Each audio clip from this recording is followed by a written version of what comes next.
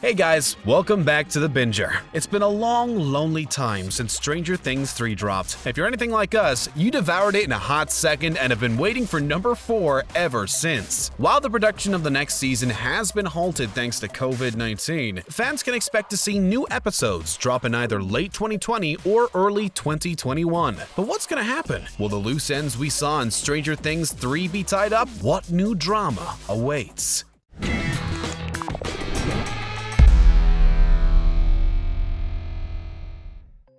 What about Hopper? Ever since Hopper was first introduced to us, fans have been rooting for him to succeed. He's a lovable old dude with a heart of gold, even if he has trouble showing it sometimes. When fans were led to believe he perished at the end of Season 3, it was like we'd lost a family member, right? There wasn't enough Kleenex in the world for that moment. However, Netflix didn't leave us hanging for too long, so it's not much of a spoiler alert for the next series, but Hopper is definitely alive, and it looks like he's being held captive by the Russians.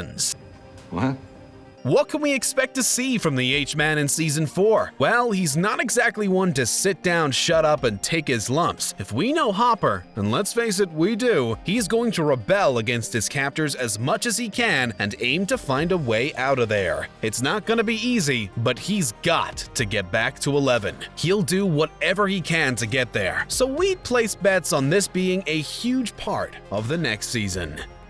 11's power struggle. 11's powers have been a core part of the show ever since day one. Her nosebleeds have become so iconic that she's a living, breathing Halloween costume. Without her special abilities, there would be no show. But now they're gone, what will happen next? 11 had to lose her powers to make the disappearance of Hopper pose more of a significant risk. Now that Joyce has taken her under her wing and they've moved away from Hawkins, the youngster is going to be going through some serious stuff. Not only has she lost her father figure, but she's also moved away from Mike. Mix that in with a bunch of teenage hormones and you've got a recipe for potential disaster. We've all seen that Elle's powers are fueled by her emotions, so it could be that they're only temporarily gone. Maybe they're just lying in wait, ready to come back bigger, better, and stronger than ever. The comeback is always greater than the setback, so watch this space. Something tells us that a world without Elle's powers just isn't worth watching. The Duffer Brothers would never do that to us. They've got something big planned.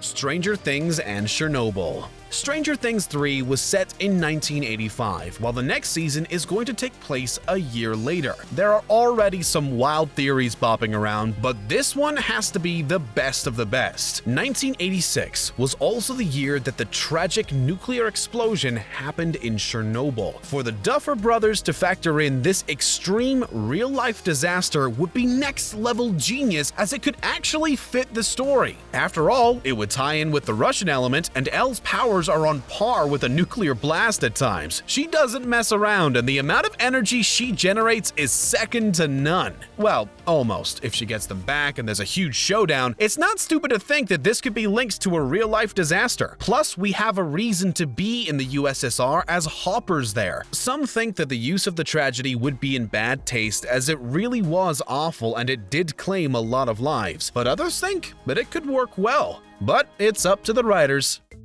Joyce and Hopper.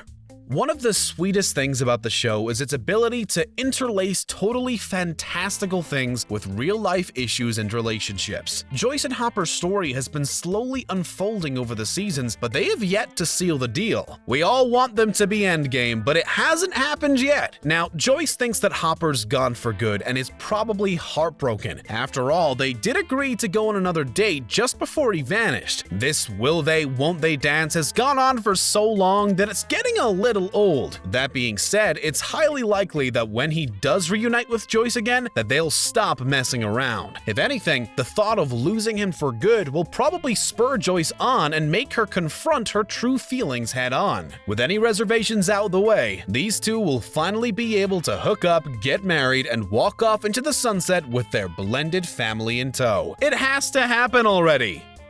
Love for Steve and Nancy?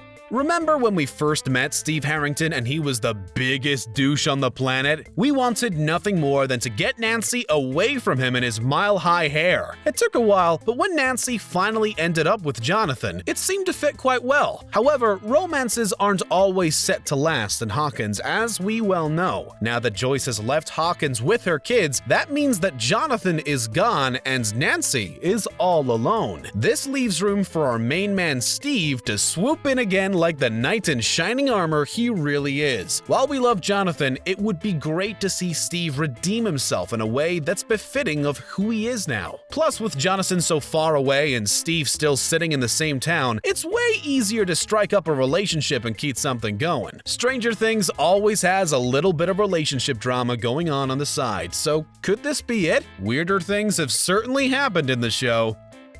Mike and Eleven hit some bumps. Continuing a long-distance relationship is never fun. Even adults get sick and tired of driving from state to state to spend a few hours or a day with their significant other. It seems like fun and games at first, but it gets old fast. Now that Mike and Eleven are in different towns, they can't even jump in a car when they want to. They're too young. Although they promise to see each other as much as they possibly can, it's not gonna be easy. In fact, it's probably gonna be really hard and cause a lot of tension in their relationship. When there's tension in their relationship, there's tension in the rest of the group. You can count on these two to mix things up. It's inevitable that these teens will be fighting for their love at some points during the season. It's only natural when you factor in what they're having to face and the sheer amount of pressure they're both under. From high school to mind flayers, missing people, and the distance, it's not gonna be a smooth ride. Battling the Russians.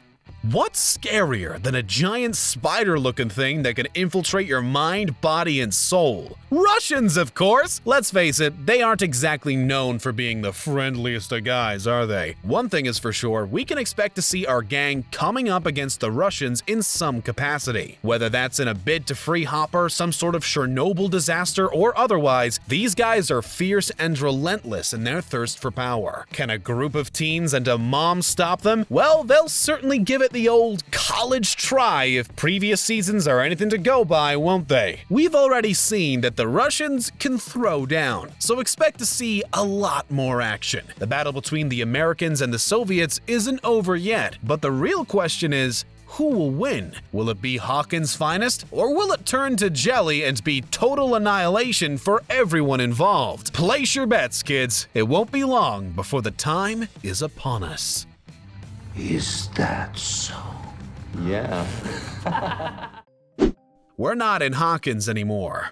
Over the past 3 seasons of the show, the events have largely unfolded in Hawkins. Although little snippets follow the gang elsewhere, the main bulk of the action goes down there. However, there could be a serious change of pace in Season 4. Since Hopper is in Russia, we know that at least some of the story, if not all of it, is gonna happen overseas. As much as we love Hawkins as a base for the characters, it'll be nice to get a different perspective. A new environment will offer up its own set of problems. After all, a snowy, desolate wasteland like the one Hop finds himself in is harder to navigate than the Starcourt Mall. In order to open the story up and present it with a new challenge like, say, Chernobyl, the Duffer Brothers need to get the characters there. Making Hopper disappear and end up in Kamchatka is the perfect way to do this. These guys are really great at what they do, aren't they? The gang gets back together. Any good story requires a core cast that band together to get stuff done. Stranger Things has the very best of that in Lucas, Mike, Will, Dustin, Eleven, and Max. They're the dream team. Now, everything is a little bit fractured and uncertain, but don't let that fool you. At some point, the gang will likely reunite and come back together to fight the big bad, whether that's a creature lurking in the Upside Down or the Russians, or, most likely, both. It's inevitable that Hawkins' finest will unite once again at some point. That could mean Joyce moving back, or it could mean them all collectively taking a trip to the USSR to find Hopper if they finally catch a clue he's alive. No matter how it happens, one thing is for certain, it's gonna be a blast. Now that they're all a little older too, they will be more in control of everything and less like the little kids we once knew. Remember the youngsters we saw in Season 1? Those days are gone. Now Mike, Elle, and the rest of the kids will be around 15 or 16. Brenner strikes back. If there's one thing we know from Stranger Things, it's to expect the unexpected. Anything can happen, but when someone supposedly passes away, it's usually pretty brutal. Remember when Bob Newby sacrificed himself for the greater good? God bless that man, he's never coming back. However, there's one very shady character that a door was left wide open for. Dr. Brenner is deplorable beyond all belief as the former head of research at Hawkins' lab. The experiments he did with Eleven were terrible, so when he got attacked by the Demogorgon in season 1, we did a little happy dance. Call us morbid if you like, but don't act like you didn't too. But there's a problem. While it's heavily implied that Brenner was a goner, we never actually saw the brute perish. Could it be that he's been scheming away somewhere, ready to come back when they least expect it? As much as we hated him, it would be great to see him return to stir the pot. No one is quite as antagonistic as he is. What do you think? Will Season 4 tie in nicely with Season 3? Let us know what you think in the comments. Before you go, be sure to hit that subscribe button, turn on notifications, and give this video a big thumbs up. Thanks for watching. We'll catch you in the Upside Down.